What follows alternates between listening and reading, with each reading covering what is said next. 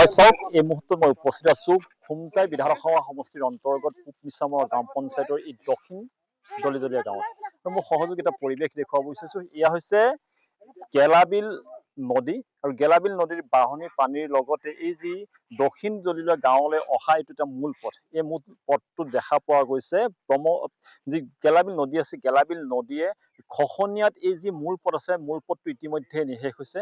আৰু ক'ব লাগিব এই যি দক্ষিণ দলিজলীয়াৰ এই যিটো অঞ্চল আছে, ইয়াত 50 ঘৰৰো অধিক লোক আছে।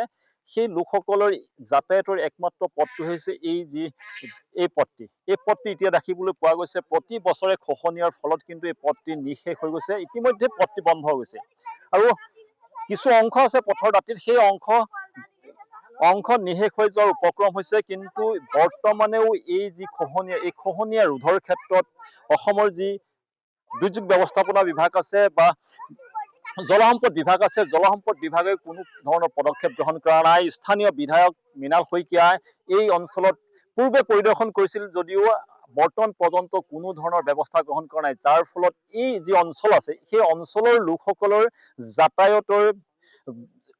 যাতায়াত ক্ষেত্ৰত বিভিন্ন সমস্যাৰ সন্মুখীন হৈছে, যিহেতু মূল পথটো নিশেষ হৈ গৈছে, যাৰ ফলত এই লোকসকল দুৰ্ভোগত ভুগিছে। বিভিন্ন সময়ত লোকসকলে নিবেদন কৰি আহিছিল যদি বিভাগক কোনো ধৰণৰ পদক্ষেপ গ্ৰহণ নকৰিলে, যাৰ ফলত এই খহনীয়া ইতিমধ্যে পথটো নিশেষ কৰিছে। ইয়াৰ যি লোকসকল আছিল, লোকসকলৰ ছাত্ৰ ছাত্ৰীসকল বিদ্যালয় যোৱাত বিভিন্ন ধৰণৰ অসুবিধাৰ সন্মুখীন হৈছিল। গৰাত পৰি বহু লোকৰ মৃত্যু হ'ল, বহু লোক ঘূণীয়া হ'ব লগা হ'ল। কিন্তু আজি কুপতি কিন্তু এই অঞ্চলৰ যি প্ৰশাসন আছে বা স্থানীয় বিধায়ক মৃণাল শইকীয়াই কিন্তু এই দুৰ্ভগীয়া লোকসকলৰ কোনো খা খবৰ নোলোৱাৰ অভিযোগ উত্থাপিত পূৰ্বৰ পৰা হৈ আহিছিল। আৰু আজি কিন্তু পথটো নিশেষ হৈ যোৱাৰ পথত মোৰ সহযোগে পুনৰবাৰ দেখুৱাব, এই পথটো ইতিমধ্যে নিশেষ হৈ গ'ল। এই লোকসকলৰ যাতায়াতৰ একমাত্ৰ পথটো নিশেষ হ'ল। ইয়াত থকা ৰোগীয়া লোকসকলৰ যাতায়াতৰ ক্ষেত্ৰত কোনো ধৰণৰ ব্যৱস্থা গ্ৰহণ কৰা নাই। যি অসম চৰকাৰৰ অভিলাষী আঁচনি আছে মৃত্যুঞ্জয় 108 অথবা অগ্নিবিভাগৰ বাহিনীও এই গাঁৱলৈ যোৱাৰ যিটো পথ আছিল ইতিমধ্যে নিশেষ হৈ গৈছে। গতিকে এই লোকসকলৰ অভাৱ অভিযোগ কেতিয়া প্ৰশাসনে বুজি পাব, কেতিয়া স্থানীয় বিধায়ক মৃণাল শইকীয়াই বুজি পাব, তাক লৈ এক বৃহৎ ৰহস্যৰ সৃষ্টি হৈছে। কি কাৰণতে স্থানীয় বিধায়কগৰাকী বা প্ৰশাসনে এই অঞ্চলৰ দুৰ্ভগীয়া লোকসকলৰ আজি কুপতি খবৰ লোৱা নাই বা এই খহনীয়া ৰোধৰ ক্ষেত্ৰত কোনো ধৰণৰ ব্যৱস্থা গ্ৰহণ কৰা নাই, ই এক লক্ষণীয় বিষয় হৈ পৰিছে। স্থানীয় লোক আছে, আমি পোনে পোনে তেখেতসকলৰ লগত কথা পাতিবলৈ চেষ্টা কৰিম। দাদা, যিহেতু গেলাবিল নদীৰ প্ৰবল খহনীয়াৰ ফলত এই যি মূল দক্ষিণ দলিজলীয়া গাঁৱৰ যি মূল পথটি ইতিমধ্যে খহি গৈছে আৰু কিছু অংশ আছে, কিছু অংশ খহি যোৱাৰ পিছত যাতায়াতৰ ক্ষেত্ৰত একেবাৰে বন্ধ হৈ পৰিব। আপুনি কি ক'ব বিচাৰিব? বন্ধটো হৈছে বুলিয়ে ক'ব লাগিব।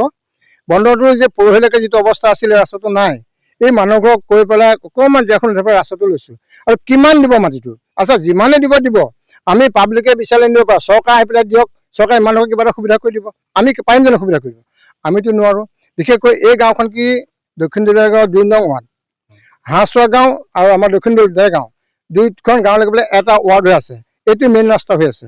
আজিকালি মেইন ৰাস্তাই যাব নোৱাৰে, কেলে এক্সিডেণ্টবিলাক ধেৰ কৰা, মানুহ ৰাতি বেলি এইফালে যায়। এতিয়া মানুহটো বন্ধ হৈছে। কিন্তু এদিন তেনেকৈ হাঁহচোৱা মানুহজন গাড়ী তাত এক্সিডেণ্ট মৰো বুলি এইফালে গুচি আহিলে, বুজিছেনে? আহি কিন্তু এইখিনিতে পৰিলে। কিন্তু মই গৈছিলোঁ খাটামে, ৰাতি মই ধৰিব নোৱাৰিলোঁ, কিন্তু জাত বেলি ৰঙামাটি ধৰিলোগৈ।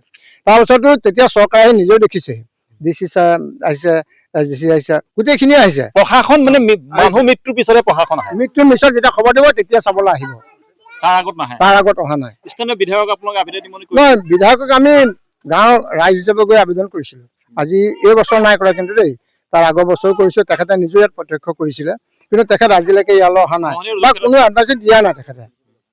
তেখেতে এতিয়ালৈকে একো দিয়া নাই। মই আগতে কৈ গৈছিলোঁ আপোনালোকক, অন্ততঃ এবাৰহে মানুহখিনি দেখা এটা দিয়কচোন। আমি দেখিছোঁ আজি এইজন বিধায়ক দেৰগাঁও সমষ্টি যে কি মৃদুল দত্ত, তেখেত বানপানীত হ'লেও একো কৰা নাইকিয়া, অন্ততঃ মানুহখিনিক দেখা এটা কৰি আহিছে।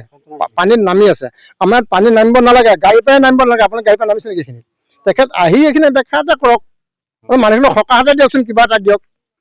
বোলে আপোনালোকে চিন্তা নকৰিব, মই আছোঁ, তেনেকে কওকচোন কথাটো। যিহেতু পথটো খহি গ'ল, ৰোগীয়া লোকসকল আছে, গাড়ী বা কোনো যাব নোৱাৰিব। মোৰ মা আছে, এই মা বেছি দিন নাথাকে, মানে উঠিবই নোৱাৰে। যদি কিবা হয় নহয়, মই এতিয়া বোকোচাত আনিব লাগিব। এইখিনি মোৰ মায়ে নহয়, কোনোবা স্কুলৰ ল'ৰা ছোৱালী আহিব নোৱাৰে, দাঙি দাঙি আনিবলগীয়া হয়। কিন্তু তেনেকে কৰি আছো।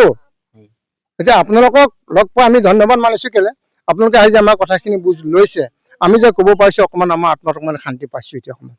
হয়, নিশ্চিতভাৱে ক'ব লাগিব, যিহেতু এই অঞ্চললৈ স্থানীয় বিধায়ক পূৰ্বতে আহিছিল, কিন্তু এই খহনীয়া ৰোধৰ ক্ষেত্ৰত কোনো ধৰণৰ ব্যৱস্থা গ্ৰহণ নকৰিলে। আৰু আজি কোপতি কিন্তু প্ৰশাসন অথবা স্থানীয় বিধায়কে কোনো ধৰণৰ খবৰ ৰখা নাই বা এই স্থানত খহনীয়াৰ স্থানত উপস্থিত নোহোৱাৰ অভিযোগ উত্থাপিত হৈছে। আৰু লোক আছে, আমি কথা পাতিম। দাদা, কি ক'ব, যিহেতু খহনীয়াই মূল পথটো আপোনাৰ ইতিমধ্যে নিষেধ কৰিলে, যাতায়াতৰ ক্ষেত্ৰত ইতিমধ্যে বন্ধ বুলি ক'ব লাগিব। বহুত অসুবিধা হৈছে। বহুত আগত প্ৰথমতে যেতিয়া আছিলে গোটেই ৰাস্তাত গাড়ী যায়, এতিয়া গাড়ী যোৱাটো বাদেই, এতিয়া মানুহটো যাবলৈ চিন্তা, চাইকেলখন চলাবলৈ চিন্তা। আমি এতিয়া অকণমান অসুখীয়া মানুহ, এই আমি যাবলৈ চিন্তা সেইখনত, এই জেগাত ধৰি ধৰি যাব লাগে। এই মুখৰ আগত দেখিছে এজোপা গছ খহি গ'ল, আৰু অকণমান আছে আৰু যাব নোৱাৰা হৈ গ'ল। আৰু গৰু চৰুটো যাবলৈ দিগদাৰ, সৰু সৰু পোৱালীবিলাকে নাযায়, মাকজনী গ'লেও পোৱালীকেইটা নাযায়, ঠেলি ঠেলি মানে দাঙি নিবলগীয়া হৈ যায়। আমি এইকণ পাই সেইকণলৈ এনেকুৱাই। হয়, ক'ব লাগিব যে যি বিভাগ আছে, যি জলসম্পদ বিভাগ আছে, সেই বিভাগেও কিন্তু এই অঞ্চলৰ খহনীয়া ৰোধৰ ক্ষেত্ৰত কোনো ধৰণৰ ব্যৱস্থা গ্ৰহণ নকৰিলে। ক'ব লাগিব আজিৰ তাৰিখৰ এই খহনীয়া নহয়, আজি 5 বছৰ পূৰ্বেৰে পৰাই এই খহনীয়া অঞ্চলটোত চলি আহিছিল। কিন্তু জলসম্পদ বিভাগে আজি কোপতি কিন্তু এই খহনীয়া ৰোধৰ ক্ষেত্ৰত কোনো ধৰণৰ ব্যৱস্থা গ্ৰহণ নকৰিলে। স্থানীয় বিধায়কে পৰিদৰ্শন কৰিলে যদি এই খহনীয়া ৰোধৰ ক্ষেত্ৰত কোনো ধৰণৰ ব্যৱস্থা গ্ৰহণ নকৰিলে, তাক লৈ ক্ষোভিত হৈ পৰিছে স্থানীয় ৰাইজ। আৰু ক'ব লাগিব যাতায়াতৰ ক্ষেত্ৰত যিহেতু ইয়াৰ 50 ঘৰৰ অধিক লোক আছে, সেই লোকসকলৰ যিসকল ছাত্ৰ ছাত্ৰী আছে, যিসকল ৰোগীয়া লোক আছে, যাতায়াতৰ ক্ষেত্ৰত যথেষ্ট অসুবিধাৰ সন্মুখীন হৈছে। যিহেতু কাষতে গৰা, তেনেদৰে বহুত দুৰ্ঘটনাও সংঘটিত হৈছে, বহুত লোকৰ মৃত্যু হৈছে। কিন্তু আজি কোপতি কিন্তু এই খহনীয়া ৰোধৰ ক্ষেত্ৰত কোনো ধৰণৰ ব্যৱস্থা গ্ৰহণ নকৰিলে প্ৰশাসনে।